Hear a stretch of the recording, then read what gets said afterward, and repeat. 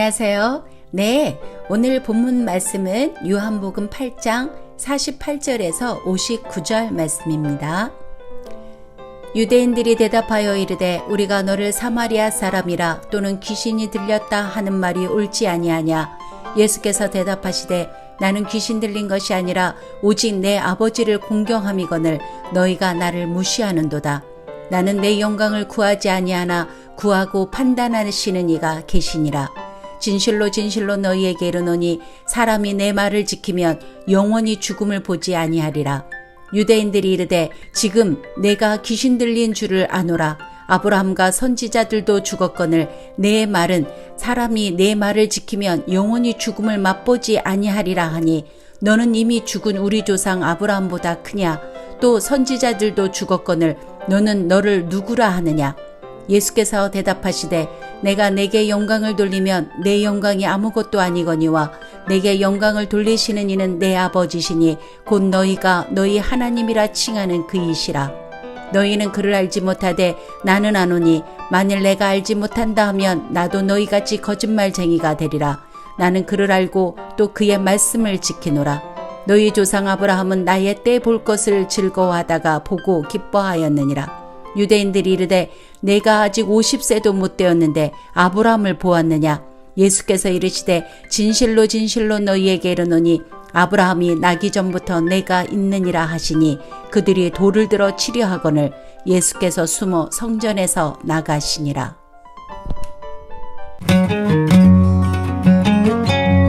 지난번 편을 이어서요. 지금 예수님을 믿었었던 유대인들이 예수님과의 논쟁에서 소위 그 말빨로 지금 예수님을 못 이기는 거예요. 그러니까 어떻게 했다 그랬어요? 인신공격을 했다 그랬잖아요. 지금 이들이 어떻게 인신공격을 하는 거예요? 아, 그래, 맞잖아. 저 사람 사마리아 사람이라니까. 그리고 귀신 들린 게 분명해. 여기에서 사마리아 사람이라고 하는 것은 그 당시에 유대인들이 사마리아인들을 개취급했다 그랬잖아요. 상종을 안 했었던 거예요. 그런데 예수님은 그런 사마리아 사람들하고 친했거든요. 그러니까 지금 그 예수님을 그들과 싸잡아서 저속한 아주 주질적인 그런 족속이다. 그리고 당신은 선지자가 아니라 정신병자야. 귀신 들렸어. 그러니까 너희들은 아브라함의 자손도 아니고 하나님의 자손도 아니고 마귀 새끼들이야 라고 그렇게 말한 것을 미친 사람 취급해서 그것을 인정하려 들려 하지 않았던 거죠. 왜 우리도 말을 하다가 내 말이 안 먹히는 것 같고 조금 나하고 생각이 다르면 아우 저 또라이 아니야 이렇게 얘기하잖아요.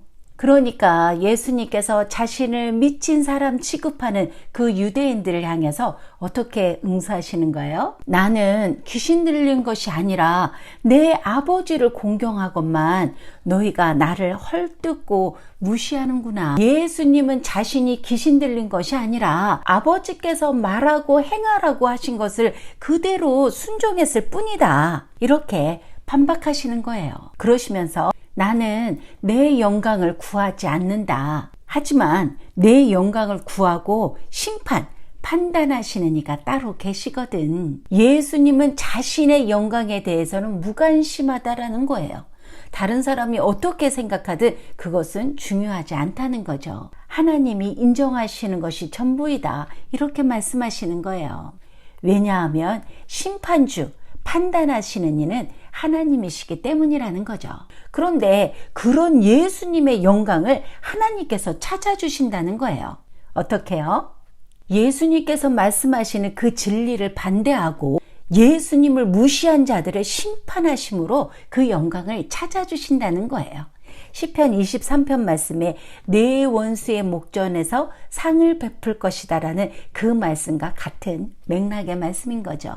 그러시면서 예수님은 다시 유대인들에게 아주 도발적인 말씀을 하시는 거예요. 내가 너희에게 엄중하게 말하는데 누구든지 내 말을 지키는 사람은 절대로 영원히 죽음을 맛보지 않을 것이다. 이 말씀은 예수님을 대적하는 자들은 심판을 받아 마땅하지만 예수님의 말씀을 듣고 지키는 자들은 그 영원한 죽음을 맛보지 않는다. 이런 말씀인 거예요. 왜요? 그들은 이미 죽음에서 생명으로 옮겨졌기 때문이라는 거죠. 여기에서 죽음은 영적인 죽음을 말하는 거예요.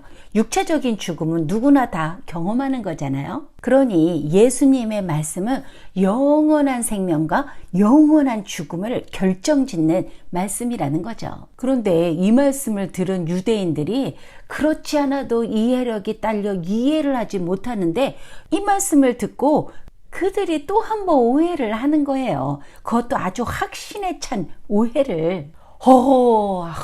저것 봐.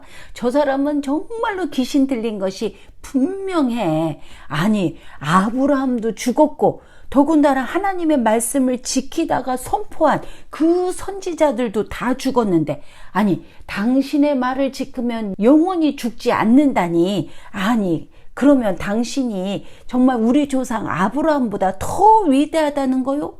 그리고 선지자들보다 더 크다는 거요? 아이고, 나이도 젊은 사람이 진짜 정말 마탱이가 갔어 그려.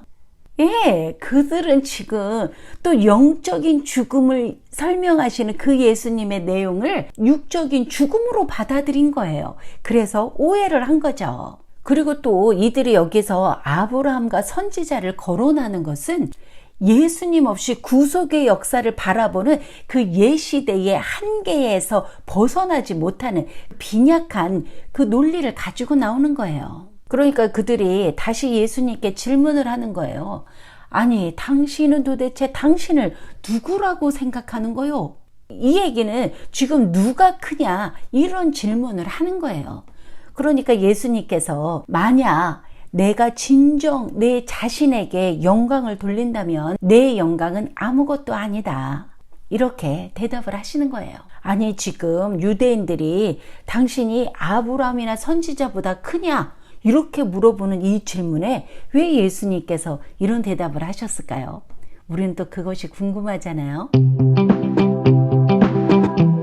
지금 예수님께서 성급하게 그래, 내가 아브라함보다 크다 이놈들아, 만약에 이렇게 얘기를 하시면 그것은 스스로를 영광스럽게 내세워서 자신 아주 대단한 존재로 높이거나 내세우는 그러한 것이 아니라 자신은 오직 아버지 하나님께만 순종하고 그분만을 의지한다, 그런 것을 말하기 위한 거예요. 나를 영광스럽게 하시는 분은 나의 아버지시다. 그런데 나의 아버지가 너희들이 우리 하나님이라고 부르는 그분이셔. 그러시면서요, 그들이 지금 우리 하나님이라고 부르는 구약의 하나님이 나의 아버지시다, 이러면서 이렇게 연결을 하고 있는 거예요. 그러시면서요, 큰 충격과 아주 박탈감에 빠져있는 그들에게 한층 더 충격을 더 하시는 거예요. 너희는 그분을 알지 못한다. 하지만 나는 그분을 안다. 만약 내가 그분을 모른다고 말하면 나도 너희처럼 거짓말쟁이가 되는 거거든. 하지만 나는 그분을 알고 그분의 말씀을 지킨다. 여기에서 알지 못한다와 안다라는 내용을 대조하고 있는 거예요. 이것은 단순한 지식적인 차원에서 안다라고 하는 것이 아니라 초월적인 상호 간의 알을 말하는 거예요. 예수님은 태초에 하나님과 함께 계셨던 거죠. 그리고 그 관계는 예수님이 성육신 하신 후에도 계속 되었던 거예요. 이러한 관계이기 때문에 만약 하나님을 알지 못한다라고 말하면 유대인들처럼 거짓말쟁이가 되고 만다라는 거죠. 이러한 논법은 하나님에 대한 예수님의 지식이 얼마나 필연적인 것인가를 보여주는 대목인 거예요. 그리고 그분을 아는 것이 그분의 말씀을 지킨다는 거예요. 하나님을 아는 지식은 순종과 분리될 수 없는 거죠. 그러니 유대인들이 하나님을 안다고 하면서 그 말씀을 지키지 않는다면 너희들은 거짓말쟁이다, 이렇게 말씀하신 거예요. 그러시면서 아브라함보다 크냐? 라는 질문에 직접 답변을 주시는 거예요. 너희 조상 아브라함은 내 날을 볼 것이라고 즐거워하다가 그는 내 때를 보았고 기뻐했다. 이 말씀은 아브라함이 미래에 올 나의 날을 대망하며 기뻐하다가 실제로 그 날을 보았다라는 거예요. 그러니 지금 예수님께서 자신이 아브라함을 보았다고 이야기를 하는 거잖아요. 그러니까 유대인들이 아니 이건 또 뭐래? 아직 당신은 50살도 되지 아니하였는데 어떻게 아브라함을 보았단 말이오? 그러면서 예수님을 조롱하고 비판하면서 아주 개또라이 취급을 한 거예요. 그리고 여기에서 50이라는 것은요, 그 레위인들이 성전 봉사에서 은퇴하는 나이를 이야기하는 거예요. 그래서 이 나이를 기준으로 노인이냐 젊은이냐라는 것을 결정했었던 거죠. 그러니 이때가 예수님은 30이 조금 넘었을 때니까 젊은 층에 속해 있었던 거죠. 그러니까 육체로 판단하는 유대인들의 입장에서는 당연한 질문이었던 거예요. 요즘이야 많은 영화나 가학 소설 이런 것 등으로 그 시간 여행자와 같은 그런 이미지를 떠올릴 수 있지만 이 당시만 해도요. 역사의 한 시대를 살아가는 사람이 전혀 다른 시대의 사람과 그 모종의 방식으로 공존할 수 있다라는 개념은 상상도 못하는 그러한 시대였거든요. 예수님은 지금 아브라함과 함께 있으려고 2000년 전으로 거슬러 올라가는 시간 여행을 하셨다라는 그런 뜻이 아니라요. 전혀 다른 차원, 전혀 다른 질서를 지금 말씀하고 계시는 거예요. 구약에서 아브라함이 종말에 대한 계시를 받고 기뻐했다는 근거는요. 창세기 17장에 나오는 그 아브라함이 사라가 만민의 어미가 된다라는 그 생각에 기뻐했다라는 그 장면이 나오잖아요. 그것하고요. 21장에서 이삭이 태어났을 때 아주 크게 기뻐했다. 그곳에 출처를 두고 있는 말씀인 거예요. 아브라함이 메시아 시대를 볼 것을 즐거워했고 그 메시아 시대를 표현한 그날 여호와의 날, 나의 날을 지금 요한 오빠가 예수님의 날이라고 그 기독론적 입장에서 변화를 시도하고 있는 거예요. 그러시면서 정확한 대답을 해주시는 거예요. 내가 엄중히 너희들에게 말하는데 아브라함이 나기 전부터 내가 있었어. 아브라함은 메시아 시대를 대망하였고 지금 요한 오빠에 의하면 그 시대는 태초에 이미 하나님과 같이 영원하신 분으로 존재하셨던 말씀이 육신이 되심으로써 계시되었다라는 거예요. 나는 있다. 에고, 에이미. 이것이 예수님께서 아브라함보다 더 우월하다는 것을 증명해주는 그런 말씀인 거죠. 그러니까 그들이 이제 더 이상 참지 못하고 돌을 들어 쳐 죽이려고 했던 거예요. 근데 여기서 돌로 치는 것은 신성 모독에 해당하는 형벌이었어요. 그러니 그들의 지금 행동은 예수님을 신성 모독죄로 지금 단정 짓고 있다라는 거죠. 그런데 가령 신성 모독죄를 저질렀다고 해도 정상적인 어떤 사법 절차에 의하여서 판결의 결과로서 집행되어야 되는 거죠. 어떤 이 군중들의 그 폭력적인 행사로 이루어지면 안 되는 거잖아요. 이런 행동은 지금 30절에서 많은 자들이 예수님을 믿었다라고 하는 그 믿음이 가짜 믿음이라는 거죠. 그들은 마귀의 자녀인 것이 판명되는 그런 대목인 거예요. 그래서 지금도 교회 공동체 안에서 하나님의 자녀와 마귀의 자녀의 싸움과 갈등이 있는 거예요. 그런데 8장의 처음 2절에 시작할 때 성전으로 예수님이 들어오시고 중간 20절에서는 성전에서 가르치시고 그리고 지금 59절 끝절에 가서는 성전을 떠나가시는 거예요. 여기에서 예수님이 성전을 떠나신다라는 것은 이가봇이라고 해서요. 하나님의 영광이 떠났다라는 것을 의미하는 거예요. 그들의 죄로 인해서 하나님의 임재가 떠났다라는 거죠. 진리와 자유가 그들로부터 멀어져 가고 있는 거예요. 이러한 일들이 성전에서 일어났다라는 것은 크게 시사하는 바가 있는 거죠. 유대인들과 성전은 더 이상 하나님의 구속 역사의 중심에 있지 않고 멀어져 가고 있으며 그 참 성전이 예수님이 그 자리를 대신하고 있음을 보여주는 거예요.